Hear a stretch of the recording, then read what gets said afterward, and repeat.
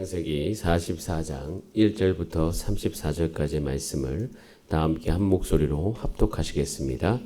요셉이 그의 집 청지기에게 명하여 이르되 양식을 각자의 자루에 운반할 수 있을 만큼 채우고 각자의 돈을 그 자루에 넣고 또 내 잔 곧 은잔을 그 청년의 자루 아기에 넣고 그 양식 값 돈도 함께 넣으라 하매 그가 요셉의 명령대로 하고 아침이 밝을 때 사람들과 그들의 나귀들을 보내니라. 그들이 성읍에서 나가 멀리 가기 전에 요셉이 청지기에게 이르되 일어나 그 사람들의 뒤를 따라가서 그들에게 이르기를 너희가 어찌하여 선을 악으로 갚느냐. 이것은 내 주인이 가지고 마시며 늘 점치는 데에 쓰는 것이 아니냐. 너희가 이같이 하니 악하도다 하라. 청지기가 그들에게 따라가서 그대로 말하니 그들이 그에게 대답하되 내 주여 어찌 이렇게 말씀하시나이까. 당신의 종들이 이런 일은 결단코 아니하나이다. 우리 자루에 있던 돈도 우리가 가나안 땅에서부터 당신에게로 가져왔거늘 우리가 어찌 당신의 주인의 집에서 은금을 도둑질하리이까.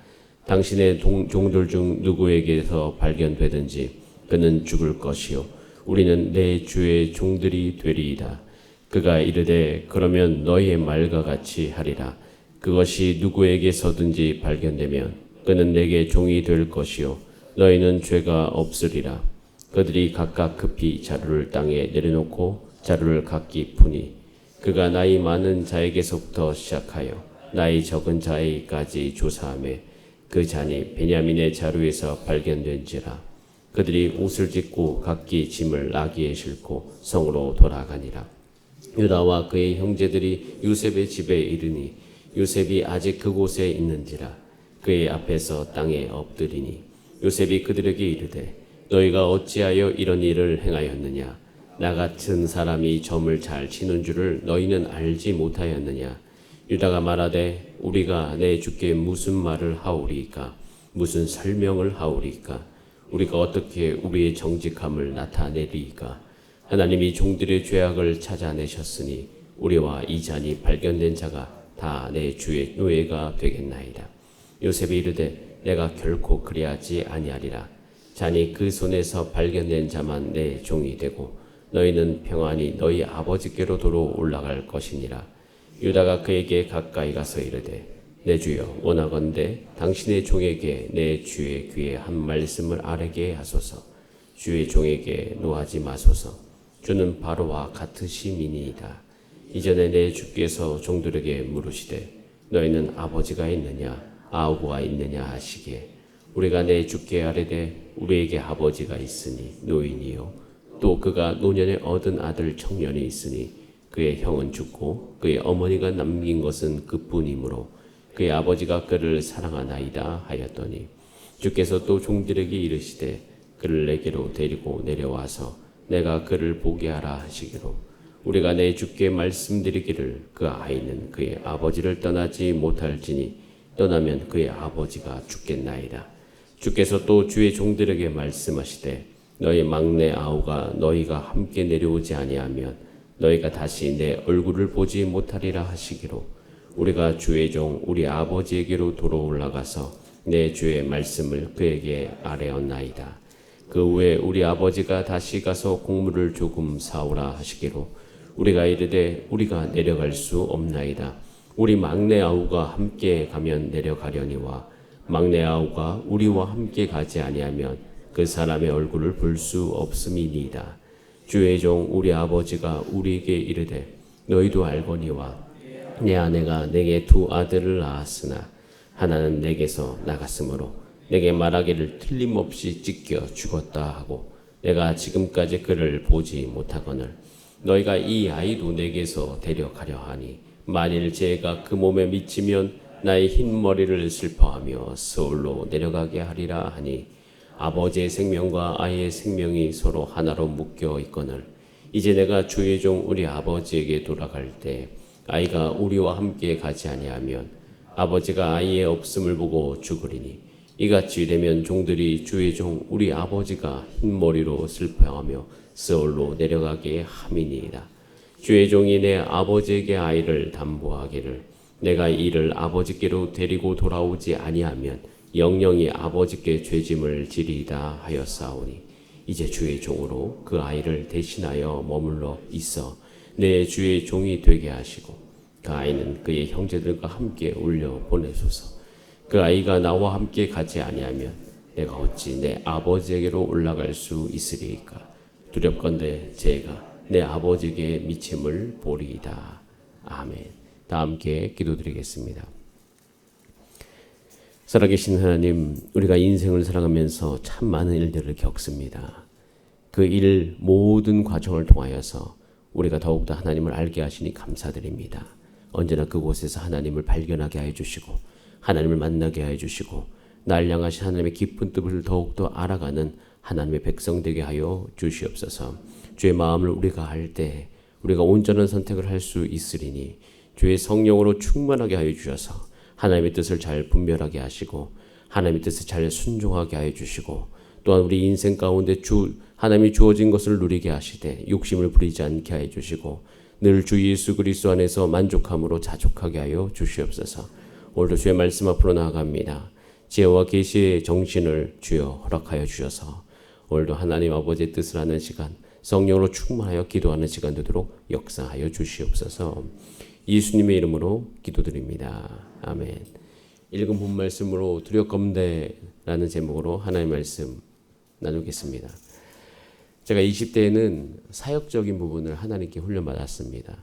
저는 30대에 그 이후에 감정적인 부분을 하나님께 훈련받았습니다.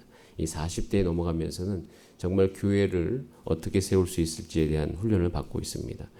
이제 30대 제가 훈련을 받은 이후에 제 안에 생긴 가장 좋은 자산은 늘 주님만 의지하는 것입니다. 모든 것을 주님께 의지합니다. 그런데 이 훈련을 해올 때 가장 많이 하나님께서 저를 다루신 것은 저의 감정이었습니다. 저의 감정. 두려움으로 시작된 나의 감정 훈련이 최고조의 절정에 이르게 되는데 그때에 다룬 저의 감정은 억울함이었어요. 억울함. 이 억울함이 다뤄질 때 가장 힘든 것은 자존심이었습니다. 잘못이 없다고 생각되는 저의 판단 가운데 잘못을 인정하는 과정이 참 많았습니다. 사역할 때도 그랬고요. 가정 안에서도 그랬고 저는 잘못이 없다고 분명히 생각하는데 잘못이라고 이야기하고 또 잘못을 인정할 수밖에 없고 또 내가 잘못을 인정해야지 넘어가야 되는 어떤 그런 상황들이 저를 굉장히 어렵게 했어요. 그 첫 번째 관문이 자존심이었습니다. 그러니까 부부학교, 부모교실 같은 곳에 가면 그것은 어떤 내가 내용을 배운다는 것이 아니라 그냥 그 자체가 저의 자존심 테스트였습니다. 최선을 다했는데 내가 뭘 그렇게 잘못을 했는가 이런 생각을 정말 많이 했습니다. 그런 가운데 그 때의 예배 가운데 기도 가운데 하나님 주신 은혜가 있어요. 힘이 생기더라고요. 힘이 생기니까 제 자존심을 버릴 수 있게 되었습니다. 버릴 때는 너무 힘들었는데 버리고 나니까 후에 정말 잘 버렸다는 생각을 했어요. 그럼 빨리 버려야 되겠다는 생각을 했습니다. 그 자존심은 빨리 버려야 되겠다. 왜냐하면요. 버리고 나니까 제가 저의 진짜 모습을 만나게 되었습니다. 제 모습을 객관적으로 볼 수 있는 힘이 생겼어요. 자존심을 버리고 나니까 내가 내 모습을 이제야 좀 알 수 있겠다라는 생각을 했어요. 그리고 그 뒤에 한 1, 2년간 제가 저에 대한 레포트를 썼습니다. 저에 대한, 제가 제 자신에 대한 연구이죠. 그리고 그것에 대해서 저희 아내가 한번 읽어본 적이 있는데 당신의 모습을 안다라고 이야기하더라고요. 제가 제 모습을 알아가니까 제 삶 안에 열매가 나타나기 시작했습니다. 그 열매가 전심으로 주님을 의지하는 것이었습니다. 어떤 순간이든 간에 어떤 상황이든 간에 어떤 감정이든 간에 상관없이 그 순간에 하나님을 의지했습니다. 여러분 억울함을 겪으면요. 자존심을 버릴 수밖에 없습니다. 자존심이 짓밟히고 짓뭉개져요. 그런데 참 그 안에 숨겨진 놀라운 비밀이 있어요. 그 이후에 전심으로 비로소 하나님께 매달리게 됩니다. 여러분 우리 창세기의 말씀을 39장부터 쭉 읽어보시면 하나님의 구원의 역사라고 되어 있잖아요. 여러분 하나님의 구원의 역사는요. 하나님이 우리 인생 가운데 개입하시는 역사입니다. 하나님이 우리 삶 가운데 개입하셔야지 구원이 이루어지잖아요. 그런데 우리가 하나님의 개입을 막고 있습니다. 하나님이 우리 인생 가운데 오는 것을 누가 맡고 있냐면 우리 스스로 맡고 있어요. 성경을 읽어보면 그래요.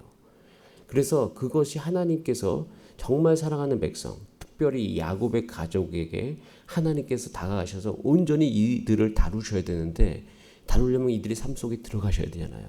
그런데 이 사람 자체가, 이 야곱과 자체가 그 하나님의 개입을 막고 있는 거예요. 그러기 위해서 그 모든 인생사 안에서 겪게 하시고, 하나 다 알지 못하는 가운데, 그의 연약한 가운데 부딪히게 하시면서 하나님께서 이것을 정말 절묘하게 하나님의 섭리 가운데 인도하고 가시는 것을 우리는 볼 수 있습니다. 39장에 우리 잠깐 앞에 넘어가면 억울했던 요셉이 나오죠. 억울했던 요셉. 우선 애굽으로 팔려온 것 자체가 굉장히 억울해요. 그런데 39장 7절에 보면 그 후에 그의 주인의 아내가 요셉에게 눈짓하다가 동침하기를 청했는데 9절에 요셉이 정말 세상에서 이보다 멋진, 그러니까 이 정말 놀라운 고백을 하지 않습니까? 당신은 그의 아내임이라. 그런즉 내가 어찌 이 큰 악을 행하여 하나님께 죄를 지으리까. 그러자 20절에 이에 요셉이 주인이 그를 잡아 옥에 가두었다고 돼 있어요. 여러분 얼마나 억울합니까? 억울한 상황이 있어요. 근데 이 억울한 상황 끝나는 쯤에 그 20절, 창세기 39절 20절하고 22절, 21절이 붙어 있거든요. 근데 21절은 뭐라고 기록되어 있냐면 여호와께서 요셉과 함께 하시고 그에게 인자를 더하사 간수장에게 은혜를 받게 하셨다라고 되어 있어요. 억울한 그 순간에 그는 여호와의 함께 하심을 경험하고 자신뿐 아니라 그 있는 모든 것이 다 하나님의 은혜로 덮게 만들어 버립니다. 여러분 어떻게 이럴 수 있었을까? 원래 진짜 억울했던 모습은 그 전 37장으로 넘어가면 37장 28절에 그때 미디안 사람 상인들이 지나가고 있는지라 형들이 요셉을 구덩이에서 끌어올려서 은 20에 그를 이스마엘 사람들에게 팔매 그 상인들이 요셉을 데리고 애굽으로 갔더라. 이 한 대목 안에서 요셉이 애굽으로 끌려가는 모든 과정 가운데 그가 얼마나 억울했을까요? 그 뭘 잘못했습니까? 물론 미성숙함이 있음에도 불구하고 뭐 그게 죽을 일입니까? 그러지 않은데 그 과정 속에서 그것을 다 겪었던 거예요. 그 억울함을 겪으면서 그의 모든 자존심 그리고 형들에게 자랑했던 그 모든 마음들, 이것이 하나님 앞에서 완전히 다루어져가는 요셉을 볼 수가 있습니다. 자, 이제는 창세기 44장이 되었습니다. 창세기 44장에 동일한 억울함을 겪고 있는 이 요셉의 형제들의 이야기가 나오죠. 오늘 7절만 놓고 보더라도 44장 7절에 얼마나 억울하게 이렇게 얘기할까요? 그들이 그에게 대답하되 내 주여 어찌 이렇게 말씀하시나이까. 당신의 종들이 이런 일은 결단코 아니하나이다. 이거 억울하죠. 우리는 사실을 다 알잖아요. 이게 억울한 일 맞습니다. 우리의 자루에 있던 돈도 우리가 가나안 땅에서부터 당신에게 가져왔거늘 우리가 어찌 당신의 주인의 집에서 은금을 도둑질하리까. 그러면서 이런 어떤 억울한 가운데, 근데 그 억울함에 있는 것이 아니라 정말 일어나서는 안 되는 일이라는 거예요. 그게 뭐냐면 베냐민이 애굽에 남는 거죠. 있을 수가 없는 일. 이거 되면 어떻게 되죠? 22절에 우리가 내주께 말씀드리기를 그 아이는 그의 아버지를 떠나지 못할지니 떠나면 그의 아버지가 죽습니다. 30절에 아버지의 생명과 아이의 생명이 서로 하나로 묶여 있거늘 이제 내가 주의 종 우리 아버지께로 돌아갈 때 아이가 우리와 함께 가지 아니하면 아버지가 아이 없음을 보고 죽으리니 라고 되어 있어요. 그러면서 이들 삶 가운데에 정말 억울한 일을 겪습니다. 이 억울한 일을 다 겪으면서 그들이 원래 이제 자신의 모습을 보게 돼요.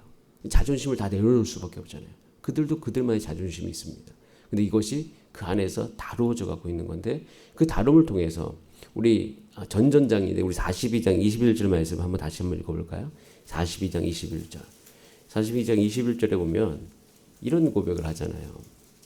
우리 42장 21절 같이 한번 읽어보겠습니다. 시작. 그들이 서로 말하되 우리가 아우의 일로 말미암아 범죄하였도다. 그가 우리에게 애걸할 때 그 마음의 괴로움을 보고도 듣지 아니하였으므로 이 괴로움이 우리에게 그를 괴롭게 했다는 그 사실을 그들이 알고 이제는 그것에 대해서 자신의 모습들을 보게 되어집니다. 그런 가운데 이들은 이제 뭔가를 의지할 수밖에 없는 그런 마음들이 생겼어요. 여러분, 정말 억울했던 분 중에 한 분이 또 있습니다. 그분은 예수님입니다. 근데 그분의 억울함은 좀 달라요. 왜냐하면 그분의 억울함은 모든 인생을 덮는 것이에요. 로마서 5장 6절, 7절, 8절에 이렇게 되어 있죠. 우리가 아직 연약할 때에 기약대로 그리스도께서 경건하지 않은 자를 위하여서 죽으셨도다.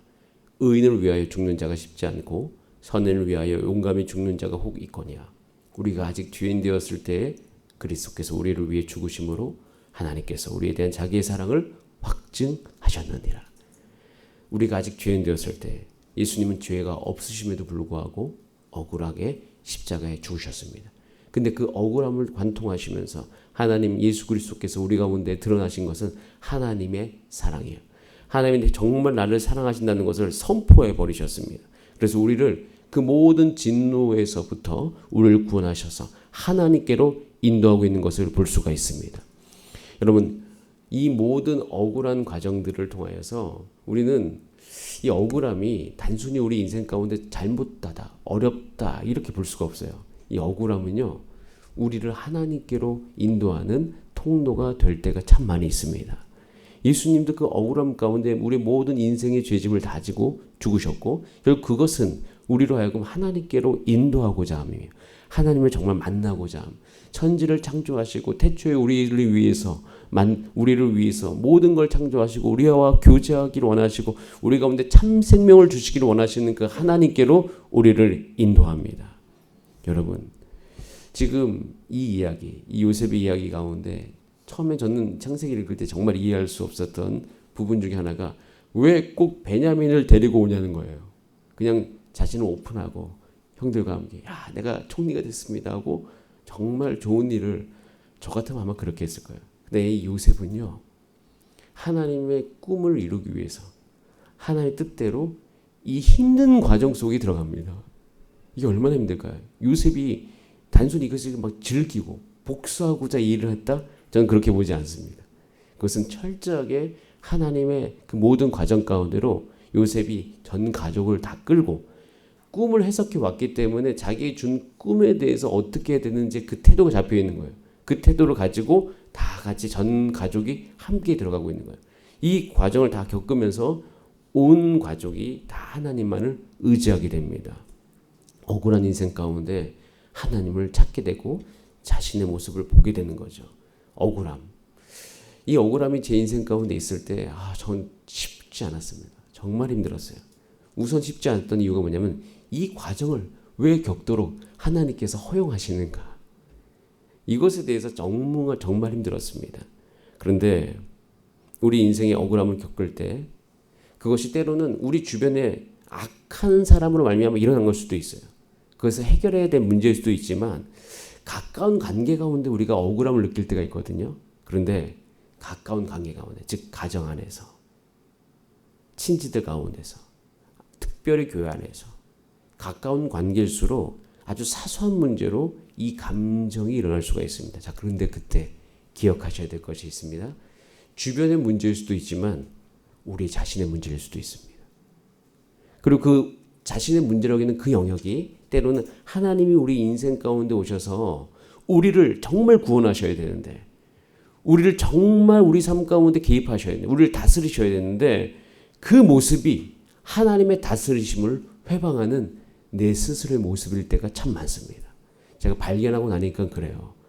다 발견하고 억울한 일 가운데 내 자신을 버리고 그리고 하나님 의지하면서 만나게 되니까 제가 예전에 자존심이라고 여겼던 그 모습은 하나님이 내 인생 가운데 개입하시는 것을 방해하는 태도였어요. 그래서 제가 알고 나니까 정말 버리기를 잘했다고 생각하는 겁니다. 여러분, 때로는 하나님께서 여러분을 그런 과정 가운데 두실 때가 있습니다. 그 과정 가운데 두실 때 여러분 성령의 충만함을 구하시길 바랍니다. 성령님의 도우심을 구하시길 바랍니다. 근데 그 힘으로 무엇을 하느냐? 자신을 돌아볼 수 있는 힘이 생기기를, 또 그런 은혜가 있기를 함께 주 앞에서 기도하시기를 바랍니다. 그렇게 되어지면요, 우리 가운데 새로운 마음과 새로운 태도가 생기는데 그 태도가 44장 34절이에요. 마지막 절이죠. 같이 한번 읽어보겠습니다. 시작.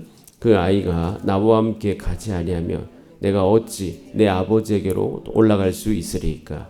두렵건대 제가 내 아버지에게 미침을 두렵건대. 이 두려움은요, 좋은 거예요. 여러분, 원래 모든 감정은 하나님이 창조하셨습니다. 그렇기 때문에 감정의 순기능은 다 있어요. 낙심이 나쁜 감정만 아니에요. 그것을 통해서 순기능이 분명히 있어요. 실망도 마찬가지예요. 두려움은 더더욱 그렇습니다. 우리가 두려움을 못 느끼면 우리를 안전하게 우리 스스로 보호하지 못합니다. 여러분, 사실 여러분 아이도 잘 살펴보면 여러분의 행동을 강하게 이끄는 것 중에 하나가 뭐냐면 두려움일 때가 많아요. 정말 그렇습니다. 두렵기 때문에 그 행동합니다. 두려우면 급히 반응하고 속히 반응하고 열정적으로 반응합니다. 두려움을 해소해야 되니까. 그런데 하나님을 경외하잖아요. 그러니까 두려움이라는 단어가 좀 다르죠. 하나님을 정말 경외하고 하나님 함께 계심을 믿으면 하나님의 말씀이 임하는 순간 그 말씀으로 내 안에 힘이 생깁니다. 어떤 힘? 열정이 생겨요. 급히 행동을 합니다. 속히 행동을 하고 저 말을 꼭 행해야 되겠다고 이야기하는 그 태도가 우리 안에 확 생겨버려요. 같은 행동의 모습이죠. 다른 것이지만. 그래서 저는 이 모든 과정을 통해서 하나님을 정말 깊이 만나는 것 중에 하나가 뭐냐 하면 하나님을 경외하는 마음. 여러분, 우리가 이것이 정말 결여된 순간이 많습니다. 하나님이 우리를 사랑하신다는 것 이유 하나만으로 우리가 하나님의 말씀을 가볍게 여기면서 살아갈 때가 많아요. 그런데 이 모든 억울함을 다 겪고 나면 하나님의 말씀이 가볍게 느껴지지 않습니다. 하나님의 말씀이 무겁게 느껴져요. 이게 약간 다른 이야기인데 저도 그렇게 되길 간절히 원하고 저는 저희 자녀들의 교육 방침 중에 하나가 이겁니다. 제 말을 가볍게 여기지 않는 거예요.